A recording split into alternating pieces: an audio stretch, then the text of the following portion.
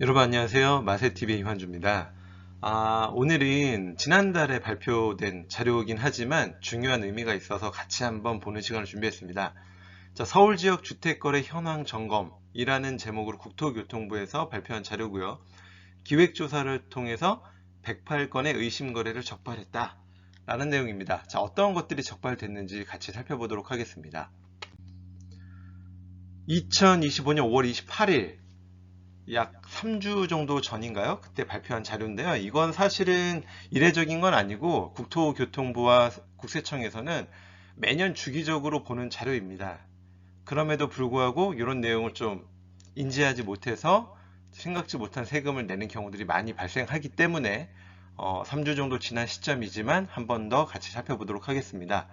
자, 서울 지역 주택거래 현황 점검 기획조사를 통해 108건의 위법 의심 거래를 적발했다라는 내용이고요. 크게 세 가지로 이야기를 하고 있습니다. 첫 번째, 주택시장 안정화 방향의 후속 조치로 편법 증여 등 의심 거래를 적발했고, 두 번째, 서울뿐만 아니라 수도권 주택 및 분양권 기획 조사를 통해 편법 증여 등 의심 거래를 또 688건을 적발했는데, 이때 수도권 주택 및 분양권 기획 조사는 2024년 11월부터 25년 4월까지를 대상으로 해서 했다라는 내용이고요. 세 번째는 미등기 거래 조사 2025년 2월 3월 최근이네요. 결과 약 500건의 위법 의심 거래를 적발했고, 이 내용을 관할 공공기관에 보내서 이제 검증을 할 예정이다라는 겁니다.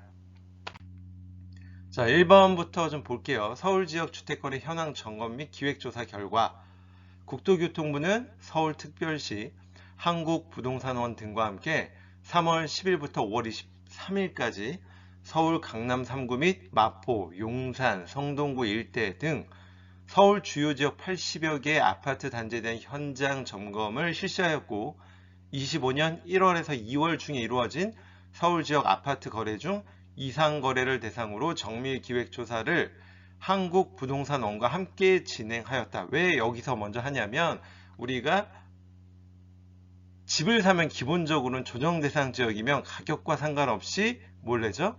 자금 조달 계획서를 내고, 비조정 대상 지역이라 하더라도 6억 원이 넘는 주택을 구입한다라면 자금 조달 계획서 제출 대상이 됩니다. 서울 지역은 웬만해서는 다 자금 조달 계획서 대상이다, 제출 대상이다라고 생각하시면 되고요. 서울뿐만 아니라 경기도권도 상당수가 포함이 되어 있습니다. 자, 이런 조사 결과 편법 증여, 대출자금 유용, 계약일 거짓 신고 등 위법이 의심되는 108건을 적발했다라는 내용이고요. 보시면 가장 많은 게 편법 증여, 법인자금 유용 등을 통한 것이고요.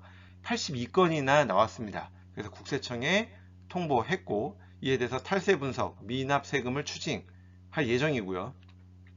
다운 계약서나 가격을 좀 허위로 한 것들도 관할 지자체 이제 통보를 해서 취득가액 10% 이하의 과태료가 부과될 예정입니다. 또 대출 규정을 위반하거나 대출 용도 외 유용해서 쓴 것들은 금융이나 행안부로 보내서 대출금을 회수할 수도 있는 겁니다. 자, 이게 주요 내용이다라고 생각하시면 되고요. 대표적인 사례 몇 가지를 국토부에서 발표했는데 어떤 것이 있는지 같이 좀 볼게요. 첫 번째, 법인 자금 유용이 의심되는 내용으로 발견이 돼서 국세청에 통보한 내용입니다. 개인적으로 좀 이해는 안 돼요. 정당한 회계 처리 없이 법인이 자금을 빌려준 겁니다. 그래서 가족법인에서 자금을 조달했다라는 거예요. 매수인은 서울 강남에 소재한 45억 상당의 고가 아파트를 매수하면서 당연히 자금 조달 계획서 제출 대상이죠. 배우자가 사내이사로 있는 A법인으로부터 2억, 부친이 사내이사로 있는 B법인으로부터 3억, 모친이 사내이사로 있는 C법인으로부터 2억 원을 조달합니다.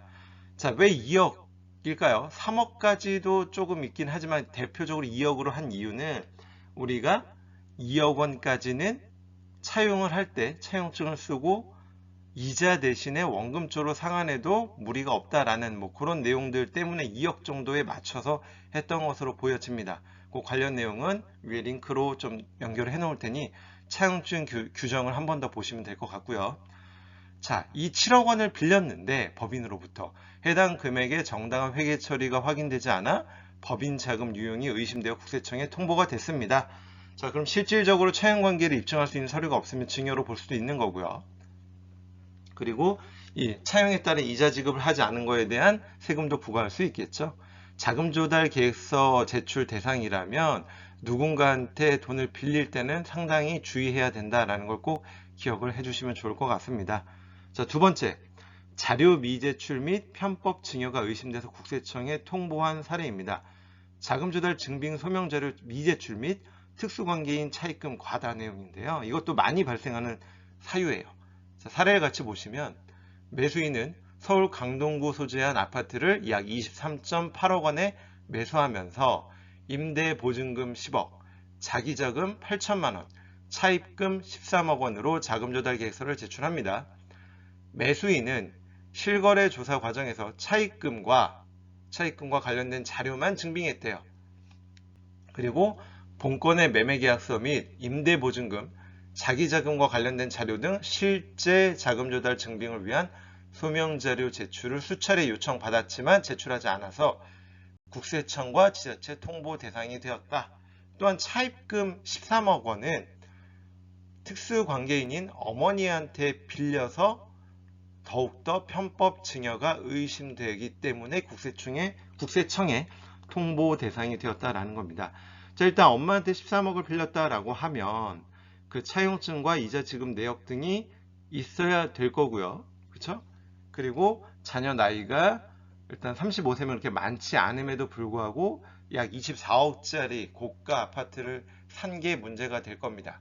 그리고 그 임대보증금이라든지 다른 내역들에 대한 실질적인 소명 자료 제출이 안 됐기 때문에 문제가 되었다라는 거고요.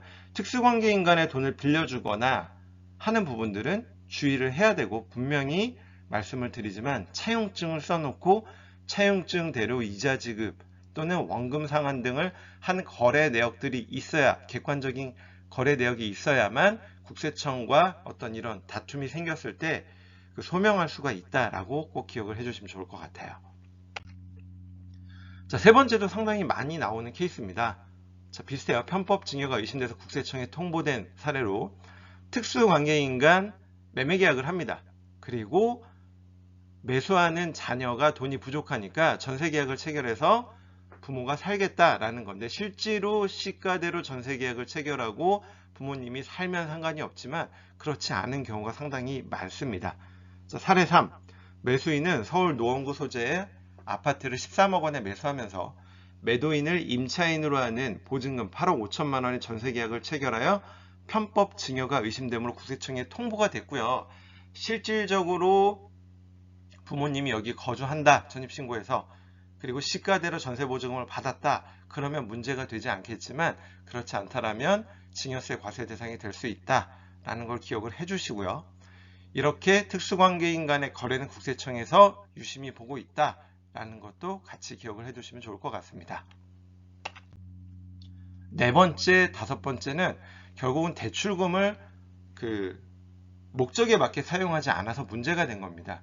꼭 자금조달계획서뿐만 아니라 물론 기업의 운전자금의 적정 사용 여부도 검토한다는 것도 기억을 하시면서 사례를 같이 보도록 하겠습니다.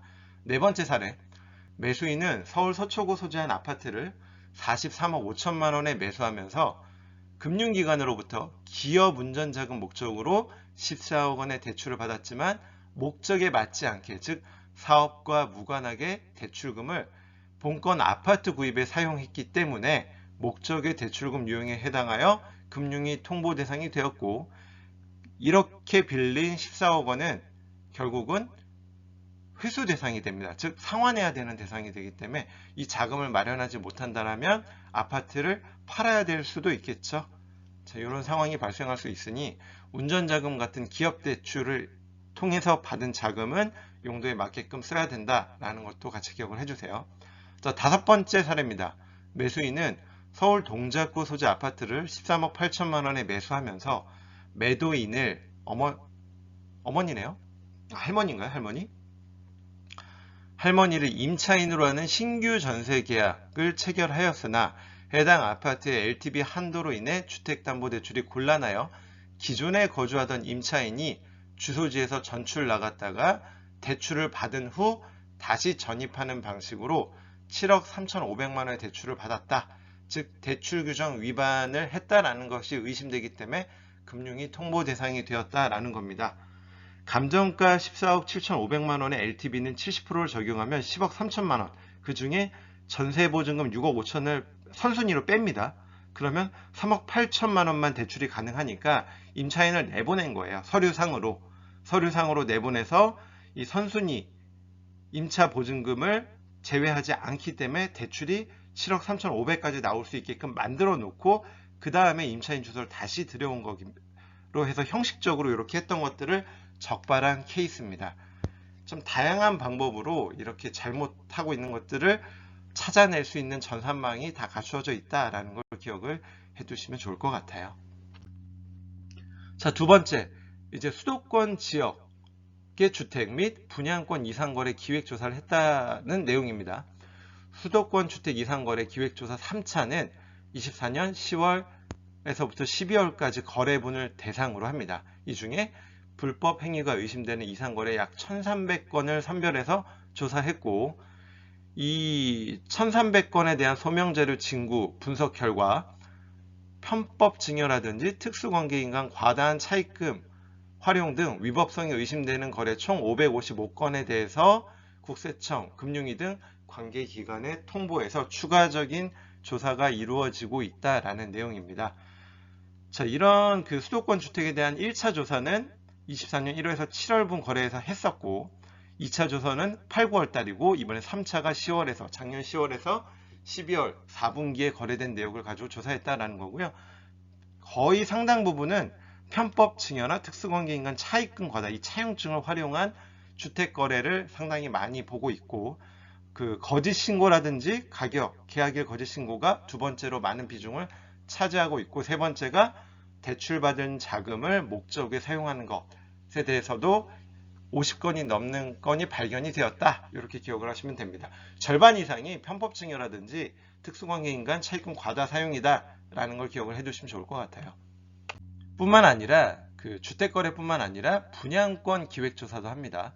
24년 수도권 아파트 분양권 거래 24년 1월부터 10월까지 신고분 중 이상거래 약 640건을 선별하여 조사하였고, 이들에 대한 소명자료 징구 분석 등 조사 결과 위법성이 의심되는 총 133개의 거래를 적발해서 국세청, 금융위, 지자체 등 관계기관에 통보했고요. 여전히 편법 증여와 가격이라든지 계약일 거짓 신고가 거의 대부분을 차지하고 있습니다. 세 번째는 미등기 거래 조사 결과 및 주택 직거래 기획조사 추진에 대한 내용입니다. 또한 국토부는 부동산 거래 해제 신고 의무화 제도 정착과 허위 신고 적발 등을 위해 매년 미등기 거래 모니터링을 실시하고 있다라는 것도 기억을 같이 해주시면 좋을 것 같아요. 24년 상반기에 신고된 전국 아파트 거래가 22만여 건인데 이 중에 미등기 거래가 약 500건 정도 됩니다. 이를 신고관청에 통보하여 허위 신고 및 해제 미신고 등에 대한 추가 조사, 행정처분을 요구했다라는 거 하고, 좀 더 의미 있는 게 우리 세무적으로 접근하면 국토교통부는 직거래에 대한 기획조사도 하고 있다라는 겁니다. 그래서 23년 아파트 직거래 조사를 통해 160건의 위법 의심 거래를 적발했고, 24년도의 직거래도 지금 조사 중에 있다라고 같이 기억을 해두시면 좋을 것 같습니다. 부동산, 특히 주택거래, 이제 부동산 가격, 주택 가격이 상당히 오르고 있는 추세여서 추가적인 토지거래 허가구역을 재지정할 단계를 논의하고 있다는 얘기들이 계속 나오고 있는데요. 우리가 주택을 구입할 때는 차용증을 활용하는 방법이나 대출을 활용할 때 목적에 맞게, 그리고 허위 형식적으로 서류를 위조하지 않고 정당하게 할 수 있는 방법을 찾아야 된다. 안 그러면 앞에서 얘기한 다양한 방법으로 여러분들이 신고한 내역들을 찾아내서 추가적인 과태료나 세금을 징수할 수 있다는 걸 꼭 기억을 해두시면 좋을 것 같습니다.